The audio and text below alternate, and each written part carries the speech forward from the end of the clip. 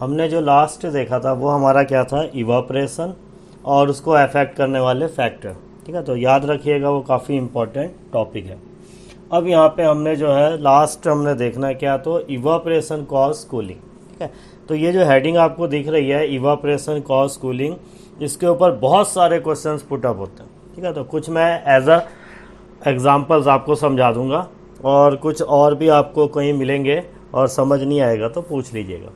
तो evaporation cause cooling, इसका क्या लॉजिक है, तो अगर इवापोरेशन की हम बात करें तो इसमें लिक्विड जो है वो वेपर्स में कन्वर्ट होता है। ठीक है, लिक्विड जो है वो वेपर्स में कन्वर्ट होता है और लिक्विड अपने आप वेपर्स में कन्वर्ट नहीं होगा, उसे कन्वर्ट होने के लिए हीट चाहिए। ठीक है, तो यह आप बात ध्यान रखिएगा कि लिक्विड को वेपर्स में कन्वर्ट होने के लिए क्या चाहिए, हीट चाहिए। अब लिक्विड अपने आसपास के ऑब्जेक्ट, सराउंडिंग में जो उसके ऑब्जेक्ट है या जो ऑब्जेक्ट उसके कांटेक्ट में आता है, उन्हीं से तो वो हीट लेगा। तो वो जो लिक्विड है या जो वाटर है वो जिन ऑब्जेक्ट के कांटेक्ट में आता है उससे क्या ले लेंगे, हीट, और तब जाके किसमें, वेपर्स में कन्वर्ट होंगे। तो लिक्विड तो वेपर्स में कन्वर्ट हो गया, इवापोरेशन तो हो गई, लेकिन जिस ऑब्जेक्ट ने हीट दिया उस लिक्विड को वेपर्स में जाने के लिए, ठीक है, उसने तो हीट लॉस किया, तो वो ऑटोमेटिक कैसा हो जाएगा, कूल हो जाएगा। और इस हिसाब से हम कहते हैं कि इवापोरेशन कॉज कूलिंग। ठीक है, आप समझ गए होंगे लिक्विड को वेपर्स में कन्वर्ट होने के लिए हीट चाहिए और जो बॉडी या ऑब्जेक्ट हीट प्रोवाइड करेगा तो वो ऑटोमेटिक अपने आप कूल हो जाता है, इसीलिए हम कहते हैं इवापोरेशन कॉज कूलिंग। तो जो मैंने आपको समझाया वो यहाँ पे लाइन लिखी होगी और इसे आप देख लीजिएगा।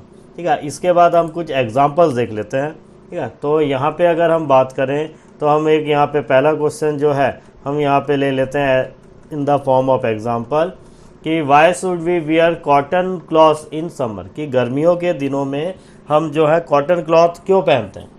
तो हमें पता है समर सीज़न, टेम्परेचर ज़्यादा है, इवापोरेशन फास्ट होगा, तो हमारी बॉडी में से भी जो है स्वेटिंग आती है और वाटर जो है किस में कन्वर्ट होता है, वेपर्स में। ठीक है, तो हमारी बॉडी में से जो स्वेटिंग हो रही है तो उसको क्या करना है, अब वेपर्स में कन्वर्ट होना है। तो वो जो स्वेट है उसे वेपर्स में कन्वर्ट होना है, तो वो बॉडी कहाँ से हीट लेगा, तो हमारी बॉडी से ही हीट लेता है। ठीक है, या फिर जो एयर ब्लो कर रही है उससे वो हीट लेते हैं, और जिसके कारण हमारी बॉडी या फिर वो जो एयर है वो हीट देने के बाद कैसे हो जाते हैं, कूल। और अच्छी बात है समर सीज़न में हमारे बॉडी में स्वेटिंग होती है और वो इसीलिए होती है ताकि हमारी बॉडी क्या रहे, कूल रहे। अब कॉटन क्लॉथ क्यों पहनना चाहिए, तो कॉटन क्लॉथ जो है वो गुड एब्जॉर्बर ऑफ वाटर है। ठीक है, वाटर मतलब यहाँ आप स्वेट लगा सकते हैं। तो कॉटन क्लॉथ अगर आपने समर सीज़न में पहना है तो उसके कारण क्या होगा, वो हमारे बॉडी में जो स्वेट पसीना आ रहा है उसे वो एब्जॉर्ब कर लेंगे, और जो एयर है, ठीक है, जो एयर है वो अपनी हीट देंगे इस स्वेट को कि वेपर्स में कन्वर्ट हो जाए, तो एयर क्या हो जाएगी, कूल, और हमारी बॉडी भी क्या रहेगी, कूल। ठीक है, तो आंसर आप देख सकते हैं कि कॉटन क्लॉथ क्यों पहनना चाहिए। ठीक है, कई और टाइप के क्लॉथ्स भी आते हैं जिनसे हवा जो है बिल्कुल भी आर पार नहीं जाती है। ठीक है, उसमें अंदर ही अंदर पसीना आता रहता है लेकिन वो पसीना वेपर्स में कन्वर्ट नहीं होता है। ठीक है, तो उससे फिर हमारी बॉडी कूल नहीं हो पाती है। ठीक है, इसलिए समर सीजन में क्या पहनना चाहिए, कॉटन क्लॉथ। ठीक है, तो स्वेटिंग होगी और स्वेटिंग जो हुई है उसे वेपर्स में कन्वर्ट होने के लिए हमारी बॉडी या फिर एयर हीट दे देगी और कूलिंग प्रोवाइड करेगी। ठीक है, तो इस तरीके से अब यहाँ पे जो है हमने जो है सेकंड क्वेश्चन देख लेते हैं। कह रहा है क्या, what happens when you pour some acetone, ठीक है, नेल पॉलिश रिमूवर। ठीक है, एसीटोन वही होता है ऑन योर पाल्म। ठीक है, आप अपने हैंड पे थोड़ा सा क्या है एसीटोन आपने डाल लिया तो क्या होगा, हमसे पूछ रहा है कि क्या होगा। तो ये जो एसीटोन है या नेल पॉलिश रिमूवर, ये क्या होते हैं, इनकी जो कह सकते हो आप जो इवापोरेशन है वो बहुत फास्ट होता है। ठीक है, ये बहुत कम टेम्परेचर में भी थोड़ी सी भी हीट लेके वेपर्स में कन्वर्ट हो जाते हैं। तो अगर हमने ये एसीटोन नेल पॉलिश रिमूवर को अपने हैंड में, ठीक है, अपने प्लेस किया हुआ है तो वो क्या होगा, हमारे हैंड से हीट लेके या सराउंडिंग के एयर से हीट लेके जल्दी से इवापोरेट हो जाएंगे और फिर हमारा जो पाल्म है वो कैसा हो जाएगा, कूल। ठीक है, तो आंसर देख लीजिए आप, the particles gain energy from your palm और surrounding and evaporate causing the palm to feel cool. तो ये भी इवापरेशन कॉज कूलिंग के ऊपर ही बेस्ड क्वेश्चन है। अब थर्ड हम एक और क्वेश्चन देख लेते हैं। तो थर्ड जो है इसमें हमने क्या देखना है, तो यहाँ पे हमें जो क्वेश्चन में कह रहा है कि why do we see water droplets on the outer surface of a glass containing ice cold water, कि आपने कोई ग्लास ले ली और उसमें जो है बर्फ़ की तरह ठंडा पानी डाल दिया या आपने आइस क्यूब्स ही डाल दिए, तो देखा जाए तो ग्लास के आउटर सरफेस पे वाटर ड्रॉपलेट्स डिपॉजिट हो जाते हैं। या अगर मैं वैसे कहूँ तो ग्लास में अगर हमने बहुत ठंडा पानी डाल दिया या आइस क्यूब्स डाल दिए तो ग्लास को पसीना आ जाता है, ठीक है, वो आउटर सरफेस पे वाटर ड्रॉप्स आ जाते हैं। अब इसके पीछे क्या कंसेप्ट है, तो यहाँ पे जो कंसेप्ट है वो इवापरेशन का नहीं है, यहाँ पे जो कंसेप्ट है वो कंडेंसेशन का है। नॉर्मली एयर में वाटर वेपर्स प्रेजेंट है लेकिन उनकी स्टेट गैस फॉर्म है, पर जब हमने ग्लास में आइस क्यूब या आइस कोल्ड वाटर बर्फ़ जैसा ठंडा पानी जो है हमने फिल किया, तो होगा क्या, आसपास के एयर में जो वाटर वेपर्स है उन्हें लोअर टेम्परेचर प्रोवाइड होगी, उनको कूलिंग प्रोवाइड होगी और फिर वो कंडेंस हो जाएंगे, ठीक है।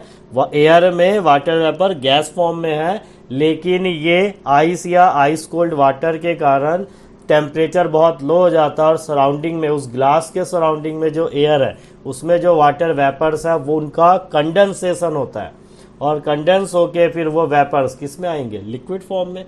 तो इस तरीके से यहाँ पे वाटर ड्रॉपलेट्स ग्लास के आउटर सरफेस पे हमें दिखाई देते हैं। तो इसमें इवापरेशन का लॉजिक नहीं था, पर क्वेश्चन वैसा ही कुछ कंसेप्ट है कि यहाँ पे भी जो है कूल किया जिसके कारण वाटर वेपर्स वाटर में कन्वर्ट हो गए। बस इवापरेशन की जगह कौन सा प्रोसेस है, कंडेंसेशन। अब यहाँ पे जो है मैं आपको कुछ और क्वेश्चंस दिखा दे रहा हूँ और ओरली मैं आपको इसे समझा दे रहा हूँ, ठीक है। प्रॉपर आंसर आप खुद भी लिख के देख लीजिएगा। पहला क्वेश्चन आप देख लीजिए, why does a desert cooler cool better on a hot dry day, ठीक है। डेजर्ट कूलर जो है नॉर्मली हम जो कूलर यूज़ करते हैं उसी की बात हो रही है। कह रहा है हॉट ड्राई डे है, गर्मियों का दिन है, तो उसमें जो है वो ठंडी हवा प्रोवाइड करती है। तो मैं एक तो पूरा प्रॉपर एक्सप्लेन करके आपको रीज़न बताता हूँ, फिर आंसर तो एक लाइन का है वो हम बाद में लिख सकते हैं। तो डेजर्ट कूलर में आप 3 साइड पे देखिए तो पैड लगे होते हैं, ठीक है, 3 साइड पे पैड लगे होते हैं और पंप की हेल्प से कंटिन्यूसली उन पैड में वाटर फ्लो होता रहता है, ठीक है। और साथ ही साथ फैन भी रोटेट हो रहा है। तो बाहर तो, ठीक है, घर के बाहर तो समर डे में तो बहुत गर्म हवा होगी, हॉट एयर होगी, पर कूलर जब एयर हमारे रूम में जो पहुंचाता है वो ठंडी हो जाती है। तो बीच में जो कूलर है उसी ने हॉट एयर को कूल कर दिया। किस तरीके से, तो पंप के हेल्प से कंटिन्यूसली जो वाटर तीनों पैडों में गिर रहे हैं वो वाटर इवापरेट होते हैं। अब उन्हें इवापरेट होना है तो उन्हें चाहिए हीट, तो हीट प्रोवाइड कौन करता है, वो हॉट एयर, ठीक है। फैन जो है वो बाहर से हॉट एयर को पुल करते हैं, अंदर खींचते हैं और पैड में गिर रहे वाटर जो है उस हॉट एयर से हीट लेके वेपर्स में कन्वर्ट हो जाते हैं और अब एयर हो जाती है कूल और इसलिए वो ठंडी हवा देती है, ठीक है। आप कभी नोटिस करना कि आपने जो है कूलर का जो टैंक है, वाटर टैंक, उससे पूरा फिल कर दिया और कूलर ऑन कर दिया, तो आप बोलोगे वाटर पंप होके पैड में गिर रहा है और फिर उसी टैंक में आ रहा है, फिर पैड में गिर रहा है, फिर उसी टैंक में आ रहा है, तो वाटर कभी कम या ख़त्म होना ही नहीं चाहिए। पर आपने देखा होगा वाटर धीरे धीरे ख़त्म हो जाता है क्योंकि वहाँ पे वाटर का क्या होता है, इवापरेशन, और इवापरेशन के लिए हीट किसने प्रोवाइड की, हॉट एयर ने, इसलिए एयर हो जाती है कूल। तो अब इसका जो वैसे हम प्रॉपर जो हमने एग्जाम्स में या वैसे हमने आंसर लिखना है तो हम सीधे कह सकते हैं कि in hot dry day the temperature is increase so the rate of evaporation also increases, as a result desert cooler cool better on a hot dry day। Temperature ज़्यादा है, इवापरेशन फास्ट है और इस कारण से जो है कूलर ठंडी हवा प्रोवाइड करता है। सेकंड क्वेश्चन पे आते हैं। तो इसमें कह रहा है how does the water kept in an earthen pot, मटका, आप जो है डेली लैंग्वेज में सुना होगा आपने, वो मिट्टी के मटके, बिकम कूल ड्यूरिंग समर, ठीक है। यहाँ भी गर्मियों के दिनों में मिट्टी के मटके पे रखा हुआ जो पानी है वो काफ़ी ठंडा होता है। तो इसके पीछे भी जो रीज़न है वो इवापोरेशन ही है विच कॉज कूलिंग। अब आप समझिए, इस अर्थन पॉट में आपने वाटर फिल कर दिया, ठीक है, और क्या होता है, तो इन अर्थन पॉट के सरफेस पे पोर्स होते हैं, छोटे छोटे पोर्स होते हैं, छेद होते हैं बहुत छोटे छोटे, ठीक है। तो उन पोर्स में से क्या होता है, जो वाटर थोड़ा सरफेस पे बाहर आता रहता है, और जो वाटर सरफेस पे बाहर आ रहे हैं वो इवापरेट होंगे। इवापरेट होने के लिए उन्हें हीट कौन प्रोवाइड करेगा, तो खुद अर्थन हॉट या फिर हॉट एयर जो सराउंडिंग में थे। अब इवापरेशन हो जाएगी, तो इवापरेशन होगी तो इवापरेशन कॉज कूलिंग, तो इसलिए वो मटका भी थोड़ा ठंडा होता है और अंदर फिल किया हुआ वाटर भी क्या हो जाता है, ठंडा, ठीक है। तो प्रॉपर वैसे कहा जाए तो the surface of earthen pot is porous, और एज अ रिजल्ट, ठीक है, या ड्यू टू विच क्या कह सकते हैं, water comes out on the outer surface of earthen pot और which evaporate with the help of earthen pot और heat from air, so the water become cool, ठीक है। तो इस तरीके से ये सेकेंड क्वेश्चन का आंसर हो जाएगा। थर्ड जो क्वेश्चन है इससे मिलता जुलता मैंने अभी आपको समझाया एक क्वेश्चन कि why does our palm feel cold when we put some acetone और पेट्रोल और परफ्यूम ऑन इट। तो चाहे आप एसीटोन की बात करिए, चाहे आप पेट्रोल की बात करिए या फिर परफ्यूम की बात करिए, ये तीनों ही इवापोरेट होते हैं और जल्दी इवापोरेट होते हैं। तो ये जिस किसी से भी हीट लेंगे, इस केस में इस क्वेश्चन में ये हमारे हथेली पाम में से हीट ले रहे हैं, तो हम कैसा फील करेंगे, कूल। तो इस तरीके से इसका आंसर हो जाएगा। फोर्थ है why are we able to sip hot सी और milk faster from a saucer rather than a cup. ये मैंने फैक्टर अफेक्टिंग इवापोरेशन में आपको एक फैक्टर सरफेस एरिया पढ़ाया था, ये उससे रिलेटेड है कि हमने क्या है, कप में जो हमारे पास क्या रखी हुई है, हॉट टी या मिल्क, तो वो जल्दी से कूल या ठंडी नहीं होती है, लेकिन उसी हॉट टी या मिल्क को अगर हम किसी सॉसर में डाल दें तो वो थोड़ी जल्दी ठंडी होती है और हम उसे ईजिली सिप भी कर सकते हैं, पी भी सकते हैं। तो क्या हो गया, कप के केस में सरफेस एरिया कम है, जिसके कारण जो रेट ऑफ इवापोरेशन है वो भी स्लो है। पर वही अगर हम सॉसर में इस हॉट टी या मिल्क को प्लेस कर दें तो सरफेस एरिया बढ़ जाता है, और जिसके कारण रेट ऑफ इवापोरेशन भी फास्ट होती है और वो टी या मिल्क जो है जल्दी से ठंडी भी हो जाती है। फिफ्थ क्वेश्चन भी मैंने आपको ऊपर समझा रखा है, what type of cloth should we wear in summer. तो कौन से क्लॉथ पहनने हमने, तो हमने पहनना है कॉटन क्लॉथ, और रीज़न भी मैंने आपको बता दिया कि कॉटन क्लॉथ जो है वो गुड एब्जॉर्बर हो क्या होता था, वाटर या स्वेट, और जिसके कारण उसकी स्वेट की इवापोरेशन होती है और फिर हमें क्या है, कूलिंग प्रोवाइड होती है, ठीक है। तो इस तरीके से वी बिकम कूल। अब ये तो हो गया, अब हमारा चैप्टर लगभग ये ख़त्म है। एक आखिरी कंसेप्ट आप देख लीजिए, कुछ बच्चों के स्कूल में बताया होगा, हमने जो मैटर के स्टेट्स पढ़े थे तो वो 3 स्टेट पढ़े थे हमने, एक हमने पढ़ा था सॉलिड, एक लिक्विड और एक गैस, ठीक है। पर 2 और स्टेट्स भी यहाँ पे होते हैं, और वो जो 2 और स्टेट्स हैं उसमें अगर हम बात करें तो एक हमारा होता है प्लाज्मा और दूसरा होता है बोस आइंस्टाइन कंडेंसेट, ठीक है। तो उससे पहले आपको एक और मैं एग्जांपल ये इवापोरेशन कॉज कूलिंग के ऊपर बता देता हूँ।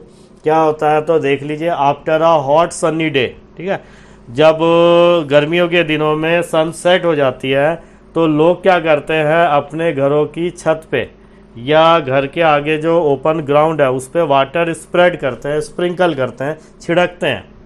तो क्यों ऐसा करते हैं, तो सिंपल सा रीज़न है, इवापोरेशन कॉज कूलिंग। दिन भर में जो छत सनलाइट के कारण जितनी भी गर्म हो गई थी, वो हीट ही उस हीट के कारण फैन गर्म हवा ही हमें प्रोवाइड करेगा, या हमारे घर के आगे का जो ग्राउंड है वो दिन भर में हीटअप हो गया था और अब वहाँ से हॉट एयर ही निकल रही होगी।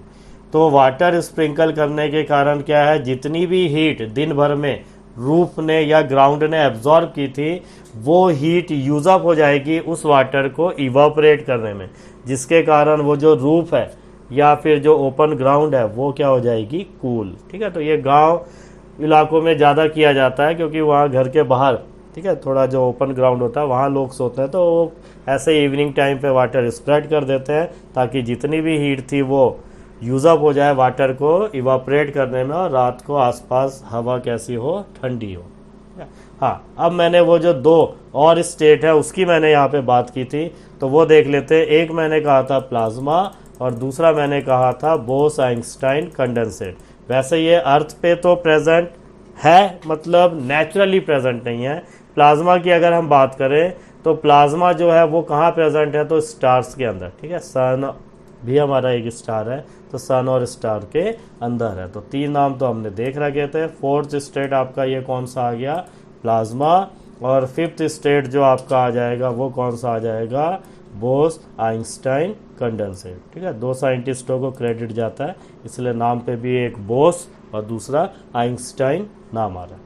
तो प्लाज्मा और बोस आइंस्टाइन कंडेंसेट को मैं थोड़ा सा एक्सप्लेन कर देता हूँ। तो प्लाज्मा है कैसी स्टेट, क्योंकि सॉलिड लिक्विड गैस हमें समझ में आता है, क्योंकि हमारे सराउंडिंग में बहुत सारी चीज़ें हैं और हमें पता है ये सॉलिड है, ये लिक्विड और ये गैस है। तो प्लाज्मा कौन सी स्टेट होगी, तो प्लाज्मा वैसे वाली स्टेट है जिसमें जो पार्टिकल्स होते हैं वो कैसे होते हैं, super energetic and super excited, ठीक है।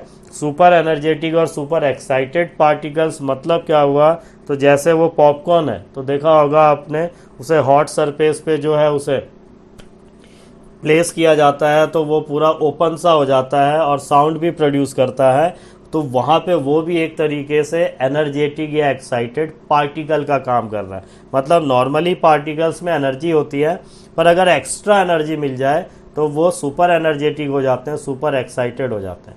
और इस तरीके से वो किस फॉर्म में आ जाते हैं, आयोनाइज गैस फॉर्म में, ठीक है। वो आ जाते हैं आयोनाइज गैस फॉर्म में आ जाते हैं, ठीक है। आयोनाइज हो गए मतलब वो आयंस में कन्वर्ट हो गए। अगर आपने नाम नहीं सुना तो आप ऐसे समझ लीजिए वो इलेक्ट्रॉन लॉस कर देते हैं, ठीक है। गैस फॉर्म में आ गए लेकिन इलेक्ट्रॉन लॉस करके, इसलिए नाम दिया आयोनाइज गैसेस। अब इन्हें सुपर एनर्जेटिक और सुपर एक्साइटेड बनाने के लिए टेम्परेचर हमें थोड़ा ज़्यादा चाहिए, ठीक है। तो यहाँ पे अगर हम बात करें तो हम कहाँ यूज़ करते हैं, तो एक हो गया फ्लोरोसेंट ट्यूब, ठीक है। ये एक हमारा हम यूज़ करते हैं लाइटिंग के लिए, और दूसरा हमारा नियॉन साइन बल्ब, ठीक है, ये भी है।